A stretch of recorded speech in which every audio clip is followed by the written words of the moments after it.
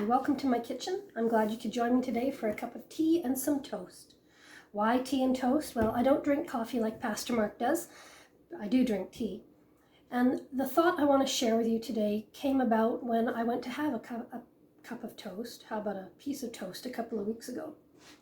When I went to England last fall, I stayed at my Aunt Elizabeth's house, and my aunt is a phenomenal hostess. Every morning when we got up to start our day, there would be a plate ready for us at the breakfast table. There'd be a little teapot with tea already brewed just to perfection. It was awesome. And in the middle of the table, my aunt had this butter dish. Now, this is my butter dish. This is what I use primarily as a butter dish.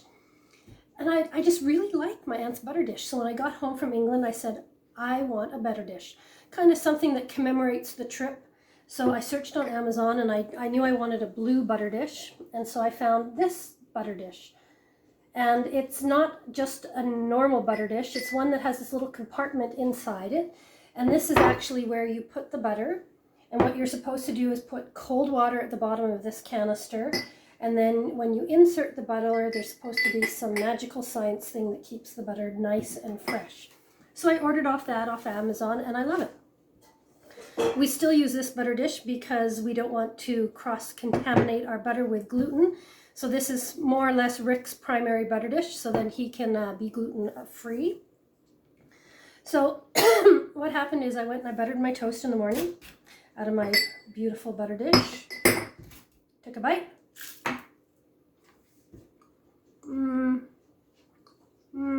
Tastes a little off. Excuse me a second. Maybe it's because I cut onions on this cutting board. I think that's what it was. Then a week later, I went and had some more toast. Took out my butter, buttered it, took a bite.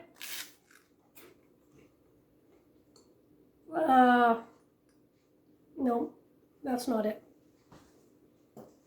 Blech. My butter had gone rancid.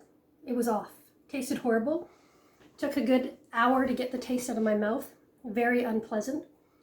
Very disappointed that my beautiful butter dish was not keeping my butter fresh. So I used some butter from the rest of my toast from Rick's butter dish, and it tastes just fine. And then I had a thought.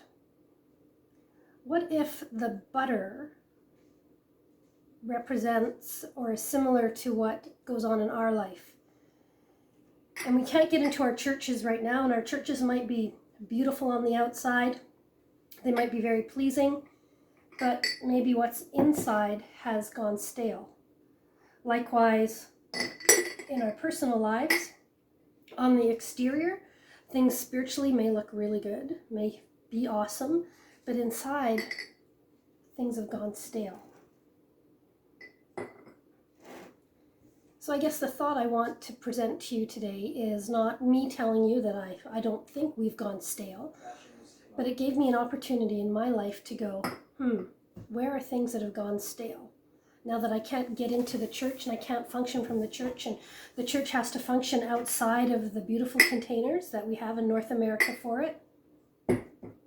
Maybe the church nowadays looks a little more like this, a little more transparent, a little more easy to access, a little more open for all people. So that's a thought to ponder. What would the significance be for you in your life today with stale butter or fresh butter? Have a good one.